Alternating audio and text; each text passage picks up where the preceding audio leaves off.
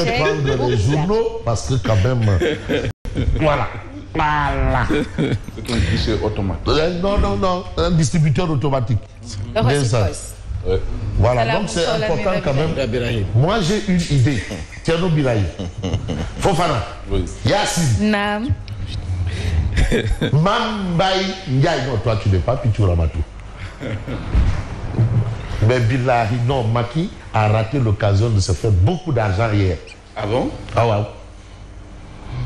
Beaucoup d'argent. Bilahi, ou bien l'État du Sénégal. Est-ce qu'il a besoin? Mais il devait faire le conseil des ministres d'hier en direct. Maïko Sénégalais. Maïko conseil des ministres. Ah bon? Le conseil des ministres d'hier devait être en direct. Ou bien, Moumaï Mokomo de faux PPV. Vous devez PPV. Tout le monde. 5 000 francs. Le conseil des... Qu'est-ce qui s'est passé là-bas? Qu'est-ce qui s'est passé?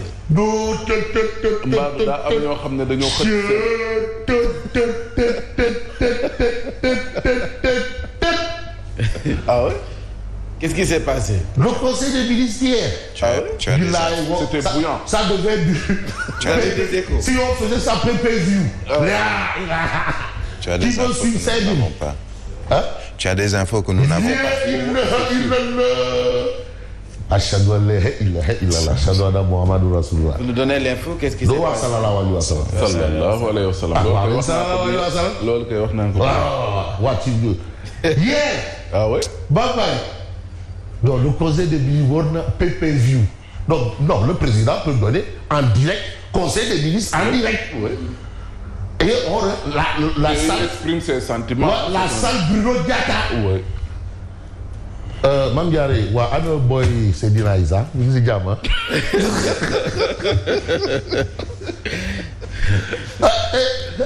Oui, c'est Naïsa. Ano Sedina Isa, ngi jama. Wa ngi jama. Wa. Lui moko way. On connaît ça way. Oui, il est Kokeli. Wa Moussa va. Moussa fa bay Dori. Mamour Dori. Mère bi kenn du dóor mère kenn du dóor sa yaay xale du dóor sa yaayam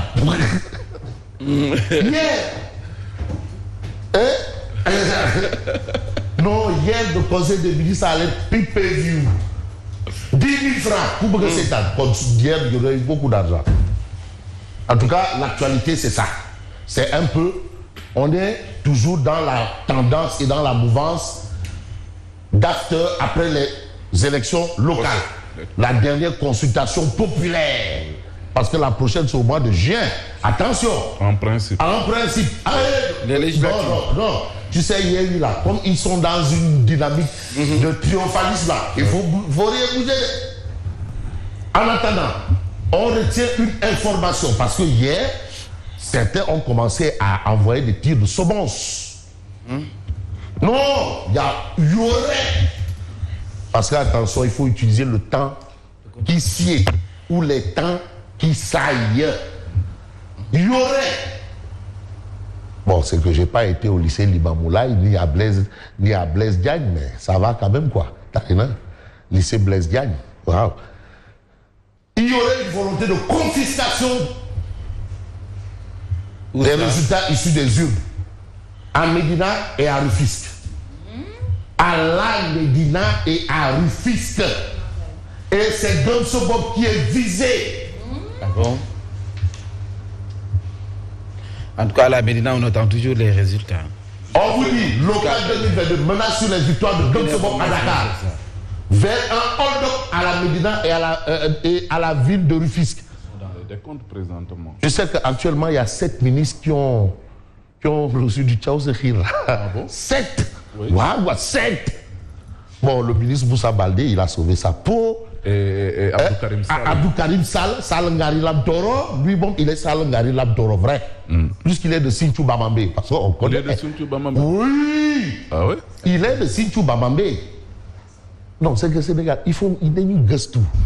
Sinthiou Bamambé, c'est Mamadou Tala. Un autre ministre de la République. Mungo, lui au moins, il a sauvé sa peau. Mais Mamdiani, hot. Non, demandez. Assom Diatta. Assom Diatta moom je crois Macky hier Assom waa ana Macky bu ndaw ama tuddee naa Macky doom ana Macky Sall bu ndaw bulletin blanc à Touba voilà ça nous intéresse voilà ñun tey suñ Touba la ñu am suñ Touba Serigne Fallou Mbacké conseille au maire Abdoul Ahad Kane de démissionner. Ah non, là c'est la volonté de Serigne Touba, Serigne Mountakha, Serigne Touba. Bon, vous avez Birahim Seck du Forum civil. Les maires qui ont gagné là. Et en matière de gouvernance sobre et vertueuse, ils doivent être très réglo là-bas. Et et Birahim Seck dit pour éviter qu'il y ait que ça sente du référendum pour dans les tchaïas des maires qui viennent d'être élus là, qu'ils fassent attention. Au nouveau élu des derniers locales, Birahim Seck du Forum civil leur dit que la conduite à tenir. C'est important quand même. Ils ont appelé à la rupture. Il y a une mise en bouche à haute voix dans la salle. Conseil départemental de Mbour. Serigne Saliou Samb, un président indéboulonnable. Serigne Saliou Samb. Serigne Saliou Samb, 3S. 3S, président du conseil départemental de Mbour est indéboulonnable, inoxydable, incontournable. Apparemment, à Mbour, tous les maires ont rempilé. Non, là-bas, bon, ils ont dit date. Hier, allez-y, hier, là-bas. Hier, c'est là-bas. Ici, bon, fille, donc, bon. Mais Dakar, mais on a la collectivité Lébou. Dakar Ablaye comment? Avec Jaraaf Youssou Ndour. Diouf Sarré. Je vous ai dit, quand on est allé au référendum, Amadou vient m'aider pour que le oui l'emporte à Dakar. Amadou l'a fait. Législative, Amadou, tête de liste Dakar, vient m'aider. La solution de l'APR ou de Benno de Dakar, c'est Amadou Ba. Non, hein? Sous le Caire, du côté Réfeigne, c'est pas l'autre sous là, sous le gaz bombe, sous le menu gaz. Bon, en attendant les résultats provisoires officiels des locales, les candidats de Yewwi Askan Wi Tiefle souffrent sur des braises. Docteur Babacar Diop, docteur Ousmane Diagne, Biram Souley Diop et docteur Mamadou Dité s'accrochent à leur victoire et menacent. Donc il y a cette volonté-là. On dirait qu'il y a une contestation vraiment nationale. Et puis finalement, hein, en début final, ce sera la Guinée équatoriale. Hein. Oui. Le Nzalang national. Équatorial. Oui, le Nzalang. Vous savez ce que veut dire Nzalang? C'est du fang, ça. Nzalang, c'est le tonnerre. Enfin, le nom de l'équipe, c'est le tonnerre. Le Nzalang national. Ce sera Sénégal-Guinée équatoriale dimanche prochain. Donc, on a déjà l'information.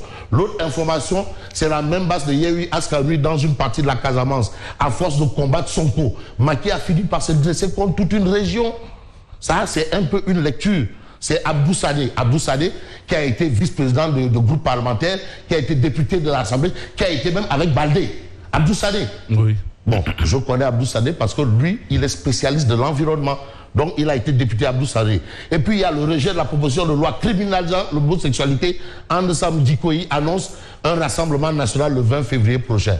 Ah, c'est ça, hein? Voilà. Donc, on a cette information de Sud Quotidien. Contestation de la gouvernance politico-économique de Macky Sall. L'opposition en mode turbo. L'opposition, voilà l'opposition. Toute l'opposition. Annonce Wadi. Qui ça? Hein? Ndama Guédiouaï.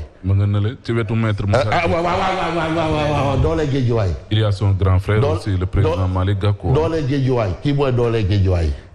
Dans les Guédiouaï. Malick Gakou. Donc dans les Guédiouaï. Bon, il a gagné une élection à Guédiouaï. Dans les Guédiouaï. Donc Malick Gakou n'a pas gagné d'élection. Dans les Guédiouaï. Dans les Guédiouaï. Il n'a pas gagné d'élection à Guédiouaï. Dans les Guédiouaï, Ahmed Tchile. Dans les Guédiouaï, Ahmed Tchile. Khalifa Sall, voilà ceux qui ont gagné.